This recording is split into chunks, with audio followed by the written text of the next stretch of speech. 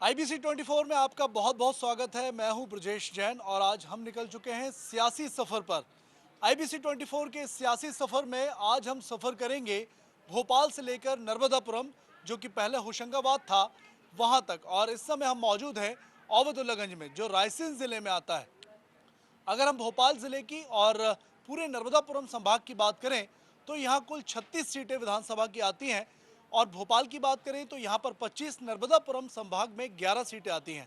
आज हम सियासी सफर में ट्रेन का सफर करेंगे और मतदाताओं के मन की बात जानने की कोशिश करेंगे कि आखिर मतदाता क्या कहता है, मतदाता क्या चाहता है और मतदाता के मन में क्या है, क्या माहौल समाज के बीच में है। क्योंकि चुनावी जो बिसात है वो जम चुकी है और मतदाता अब क्या चाहता है, बस यही सब जानना चाहते हैं।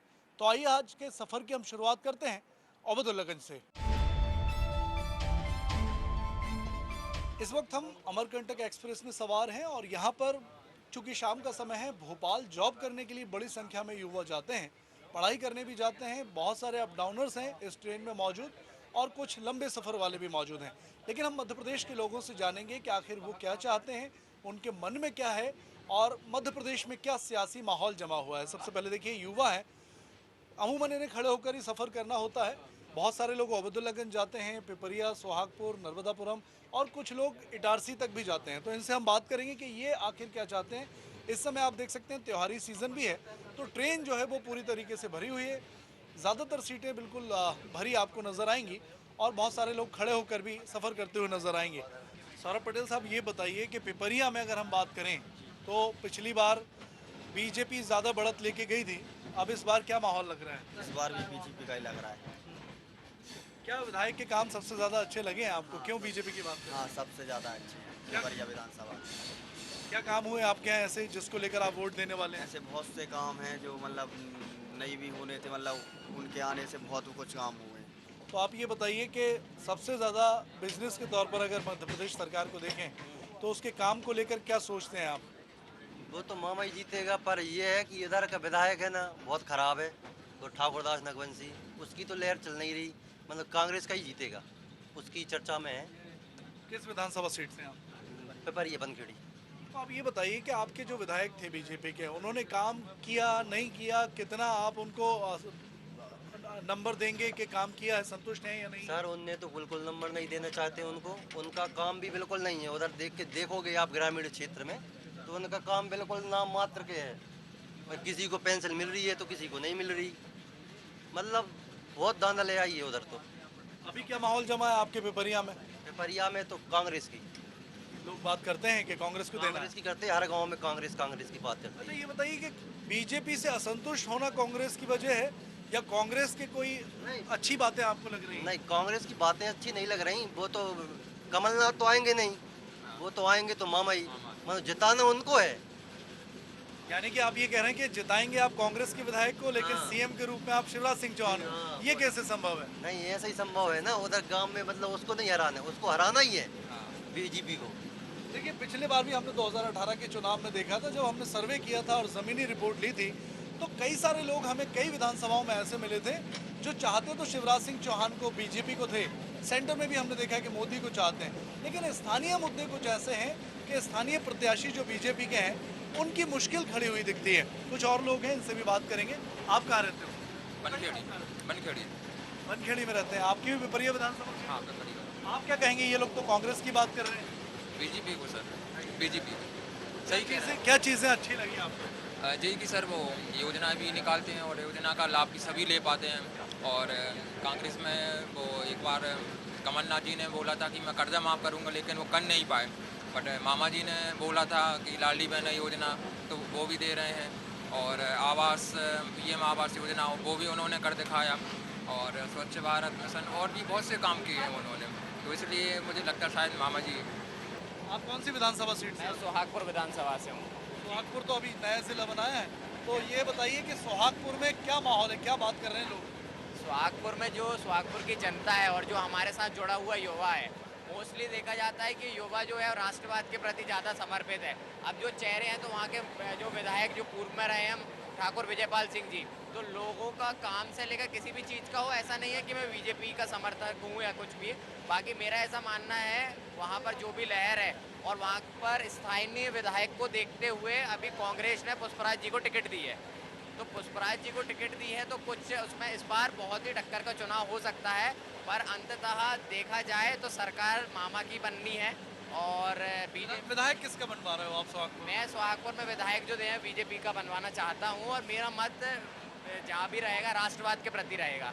तो आप युवा हैं, ये बताइए आप किसी संगठन से भी जुड़े हैं क्या? मैं किसी संगठन से तो हाँ, संगठन से पूर्व में मैं विद्यार्थी परिषद में संगठनात्मक रूप से काम करता था। तो बीजेपी ने अच्छा काम किया है।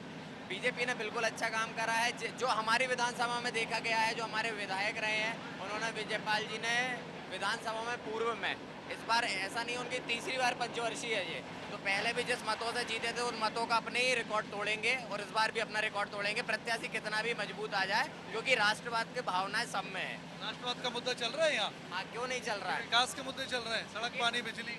सड़क, पानी, बिजली तो अपनी जगह, आपने शेर को भी पाला है तो खर्चे तो लगेंगे ना। अंदर भी बात करते हैं ट्रेन के अंदर जाकर कि क्या आखिर माहौल है और लोग जो है वो क्या कुछ कहना चाहते हैं। सर आप कहाँ रहते हैं? जबलपुर। जी सर, जबलपुर में अभी चुनाव का माहौल है पूरे मध्य प्रदेश में, जबलपुर संस्कार धानी है, क्या लग रहा है सर कौन जीत रहा है इस बार? जबलपुर से ज़्यादा सीटें किसको मिल रही हैं? जबलपुर से 50-50 रहेगी जी, हाँ। पश्चिम से भनोट जी आएंगे, पूर्व से लखन गनगोरिया जी। ऐसा क्यों सर? पिछली बार तो बीजेपी को बढ़त मिली थी, इस बार कम क्यों? नहीं, पिछली बार भी कांग्रेस को पश्चिम से सीट मिली थी, और इस बार भी अच्छी पोजीशन है, क्योंकि अपोजिट जो राकेश सिंह खड़े हैं वो सांसद रहते हुए ज़्यादा कुछ व्यक्तिगत रोल अदा नहीं कर पाए, और फिर अब भनोट अपने में मस्त आदमी है। भनोट क्या करते हैं सर आप? मैं करता हूँ एडवोकेट।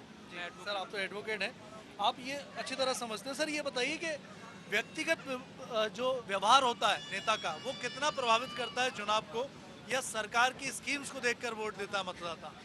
देखिए, मतदाता तो दोनों चीज़ देखता है, सरकार की स्कीम्स भी देखता है, प्लस वह व्यक्ति भी देखता है, क्योंकि विधानसभा का चुनाव है। विधानसभा में जनरली स्टेट के लेवल पर ही वोट देता है, स्टेट लेवल पे जो उसकी स्कीम्स है सरकार की वो भी देखता है, प्लस व्यक्ति अगर वर्क करता है, व्यक्ति काम किया है और रिपीट कैंडिडेट है तो उस पर भी विचार करता है। तो यदि काम नहीं किया, अगर वह सेंट्रल में भी चुनाव लड़ा हुआ है, अगर वो स्टेट का चुनाव लड़ता है, स्टेट असेंबली का, तो भी उसको कोई फर्क नहीं। सर ये कुछ लोग हमने देखा अभी गेट पर, वो बता रहे थे कि नेता के काम से, व्यवहार से संतुष्ट नहीं है, कांग्रेस को वोट देंगे लेकिन सरकार मामा की चाहते हैं। तो ऐसा है क्या जबलपुर में? ऐसा नहीं है, ऐसा नहीं है। हम तो परिवर्तन चाहते हैं। आप परिवर्तन चाहते हैं। तो ये बताइए, पिपरिया में अभी कुछ लोगों से हमारी बात भी हुई पिपरिया के, आप बताइए अपना क्या माहौल है, किसका माहौल चल रहा है अभी? चेंज जरूरी है थोड़ा सा। क्या वजह क्या है चेंज? जरूरी, थोड़ा चेंज होना जरूरी है। क्या था कि एक सरकार बनी रहती, तानाशाही होने लगती है। थोड़ा चेंज होगा, समझ में आएगा क्या हो रहा है आगे। आप जब वोट डालने जाते हैं तो किन मुद्दों को देखकर डालते हैं? क्या स्थानीय मुद्दे देखते हैं, राज्य के मुद्दे देखते हैं, या नरेंद्र मोदी भी फेस हैं इस चुनाव में? देखो, अगर सेंट्रल में देखें, सेंट्रल में नरेंद्र मोदी जरूरी हैं, क्योंकि कोई चेहरा है भी नहीं ऐसा जो कर पाए, मतलब राज कर पाए ऐसा। बाकी यहाँ लोकल में देखा जाए, लोकल में चेंजेस बहुत ज़रूरी हो गया है, क्योंकि जो काम सही से देखना चाहिए वो देख नहीं रहे हैं अभी। थोड़ा चेंज तो जरूरी है। आपका नाम बताइए। शुभम बोरा से। आप कहाँ रहते हैं शुभम जी? गिटार से। इटारसी में क्या चल रहा है? सब बढ़िया चल रहा है सर, माहौल सभी दूंगा। सब कांग्रेस भी अपनी जगह सही है, भाजपा भी अपनी जगह सही है। पिछले बार 18 में वोट करा था आपने? सर याद नहीं है मुझे सर। इस बार करेंगे आप वोट? Yes sir. तो ये बताइए कि जब वोट करने आप जाएंगे तो क्या मांगते हैं आप सरकार से? आप युवा हैं, पढ़ाई कर रहे हैं, आप क्या चाहते हैं? सबसे बड़ी डिमांड युवाओं की क्या है? सर कुछ नहीं, बस यही है सबको आगे बढ़ने का सर। सभी को सभी सपोर्ट मिलना चाहिए सर। जैसे सर शिक्षा के लिए सर, किसी को पैसे की प्रॉब्लम रहती सभी को, मगर महंगाई इस समय सर चरम सीमा पे है। कैसी सरकार चाहते हैं? सर अभी तो सर परिवर्तन ही चाहते हैं। छत्तीसगढ़ में क्या चुनावी माहौल है? कौन आ रहा है इस बार, बीजेपी या कांग्रेस रिपीट हो रही है? कांग्रेस रिपीट हो गया ऐसा लग रहा है मुझे। भूपेश बघेल जी ने अच्छे काम किए। अच्छा काम किया, लेकिन अभी बीजेपी भी थोड़ा वो अच्छा, उनका भी बीजेपी का सबसे अच्छा है। देखिए, अभी जो माहौल है वो तो मिला जुला है पहले तो, क्योंकि अभी इस बार जो कांग्रेस ने और बीजेपी ने टिकट दिए वो सब जो दोनों टिकट दिए दोनों भाइयों को दिए हैं जो, और एक जो निर्दलीय लड़ रहे हैं हमारे यहाँ से, वो उनका बहुत मतलब अलग ही वर्चस्व है। तो अभी तो वोट तो तीनों में बटेंगे, निर्दलीय भी बटेगा और अभी भाजपा कांग्रेस दोनों में बटेंगे। तो अभी इस बार कुछ कह नहीं सकते कि क्या है माहौल, क्योंकि सब मिला जुला। होशंगाबाद शहर के अंदर त्रिकोणीय मुकाबला है। बीजेपी कांग्रेस के अलावा निर्दलीय प्रत्याशी भी हैं जो नाराज होकर पार्टी से निर्दलीय लड़ रहे हैं। स्टूडेंट क्या चाहता है, खासतौर से यूथ क्या चाहता है, किसको चाहता है? कांग्रेस की सरकार। बीजेपी, मैं मेरी बात करूं तो मैं बीजेपी की साइड से ही। देखिए महिलाएं भी हैं, हम इनसे बात करते हैं। दीदी आप बताएंगे आप कहाँ जा रहे हैं? पिपरिया जा रहे हैं। तो आप पिपरिया के रहने वाले हैं। आपको लाडली बहना योजना के जो पैसे मिलते हैं हर महीने वो मिल रहे हैं? नहीं मिलती। आपको इसका फायदा नहीं मिल रहा है। तो आप अभी चुनाव चल रहे हैं, क्या देखकर वोट देने वाले हैं? क्या होना चाहिए और किसकी सरकार आगे आएगी, क्या लग रहा है? बीजेपी की आनी चाहिए। अच्छा ये बताइए, प्याज जो 20 रुपए किलो था वो 80 रुपए किलो हो गया है, 100 रुपए क्रॉस हो गया आप कह रहे हैं आपके यहाँ। तो ये बताइए इसका भी फर्क पड़ेगा? पड़ेगा फ़र्क पड़ेगा, क्योंकि जब सीज़न रहता है तब प्याज एकदम हाइक कर जाता है, और जब सीज़न नहीं रहता तब किसानों को फेंकना भी पड़ता है। तो दोनों तरफ से मारा जाते हैं लोग। यानी महंगाई में किसान भी परेशान है, बिचौलिए कमा रहे हैं और जनता भी परेशान है। इलेक्शन चल रहे हैं तो सबसे बड़ा मुद्दा क्या लग रहा है आपको, क्या माहौल है और उसके पीछे वजह क्या है? मेन तो वही बेरोजगारी है, और युवाओं को रोजगार मिलना चाहिए, और जैसे सरकारी कर्मचारी वगैरह है उनको पुरानी पेंशन लागू होना चाहिए। मेन मुद्दा तो सरकारी कर्मचारियों का ही है। जैसे मैं एक ऐसे कर्मचारी हूँ तो मैं भी अपने भविष्य को सुरक्षित करना चाहूँगा, इसलिए मेन मुद्दा तो कर्मचारियों को पुरानी पेंशन लागू होना चाहिए, जैसे कांग्रेस ने अपने वचन पत्र में दिया है। आपको क्या माहौल लग रहा है छिंदवाड़ा में? कमलनाथ जी लगातार जीत रहे हैं। कमलनाथ जी जीतेंगे। देखिए छिंदवाड़ा की भी बात हो रही है, कई अलग अलग यात्रा के दौरान अलग अलग शहर के लोग मिल रहे हैं, अलग अलग बातें भी सामने आ रही हैं। कई लोग कांग्रेस चाहते हैं परिवर्तन होना चाहिए, कई लोग कहते हैं बीजेपी और शिवराज सिंह चौहान ही अच्छे हैं। आप ये बताइए, आप तो काफ़ी सीनियर हैं, कई बार आपने मतदान किया है, कई सरकारें बनाई हैं, कई सरकारें आपने गिराई होंगी, तो इस बार लंबे समय से बीजेपी है, अब क्या माहौल लग रहा है? क्या बीजेपी रिपीट हो रही है, कांग्रेस आ रही है, या स्थानीय तौर पर क्या हो रहा है? ऐसा कुछ कहा नहीं जा सकता है, कांग्रेस भी आ सकती है, दोनों का टक्कर है। आटे की टक्कर है इस बार। क्यों ऐसा क्यों है? बीजेपी से नाराज हैं क्या लोग? 18 साल से काम नहीं हुआ? नाराज नहीं है, पब्लिक कई प्रकार के आदमी होते हैं, सबको मालिक जो है सबको पसंद नहीं कर पाता है जी। तो देखिए कांटे का मुकाबला है, ये भी बात सामने आई है। आप भी अनुभवी हैं, तो क्या लग रहा है इस बार क्या माहौल है, क्या बातें कर रहे हैं लोग? मामा आएंगे, शिवराज मामा 100% है, क्योंकि उनके काम ही इतने अच्छे हैं। वो सारे वर्ग के लिए काम करते हैं, किसानों के लिए काम करते हैं और बाकी महिलाओं के लिए, बच्चों के लिए, और वो जो कहते हैं वही करते हैं। मतलब जो घोषणाएं की हैं वो अमल में भी आएंगी। और जो कमलनाथ जी हैं उनने जो किसानों के लिए बोला था पहले कि 10 दिन में, गवर्नमेंट बनने के 10 दिन में ऋण माफ़ कर देंगे, वो 15 महीने में भी उनने ऋण माफ़ नहीं किया है। तो ये केवल दिखावे का काम है, फिर बाद में ये बोलेंगे कि ये तो मतलब गवर्नमेंट के पास पैसा नहीं है, इनने बीजेपी ने बर्बाद कर दिया इसलिए वो कर नहीं पा रहे हैं। तो वो आने वाले नहीं हैं, क्योंकि जनता का भरोसा जो है वो बीजेपी के साथ ही है। छत्तीसगढ़ का युवा क्या चाहता है, खासतौर से लड़कियां कैसा काम कर रही है कांग्रेस सरकार? क्या बोले सर, सब अच्छे है, सब अच्छे से काम कर रहे हैं। एजुकेशन फील्ड में काम अच्छे से हो, हमारे लिए उतना ही काफ़ी है। आप किसे वोट देंगे? सर ये तो प्राइवेट है। प्राइवेट है, बहुत बढ़िया। देखिए यूथ प्राइवेट रखता है, बहुत सारी चीज़ें बोलता नहीं है, लेकिन अपना मन बना लेता है और फिर वोट उसी को करता है।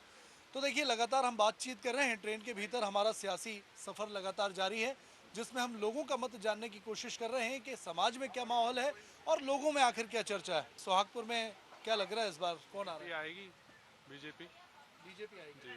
कुछ लोग तो उधर खड़े थे जो शुरुआत हमने की, तो वो कह रहे हैं सोहागपुर में काम नहीं हुआ है, विधायक जी ने बिल्कुल काम नहीं किए हैं, नाराज हैं। देख के आई है भैया, सड़कों का जाल बिछ गया पूरा, 1 महीने में करोड़ों की रोड पास होती है। बीजेपी को पास कड़ी चुनौती कांग्रेस से मिल रही है। ऐसा नहीं है कि सिर्फ एक दल के या एक मत वाले लोग हैं, तरह तरह के लोग हैं, अलग अलग शहरों के मतदाता हैं, छत्तीसगढ़ के मतदाता हैं, अलग अलग राय अपनी उन्होंने रखी है और ये बताया है कि इस बार राह किसी की भी आसान नहीं है। मध्य प्रदेश में कांटे का मुकाबला है। अब मतदाता 17 नवंबर को ये तय करेगा कि मध्य प्रदेश में किसकी सरकार बनेगी और कौन कुर्सी पर काबिज होगा। कैमरा पर्सन दीपक पाटीदार के साथ ब्रजेश जैन, नर्मदापुरम, भोपाल।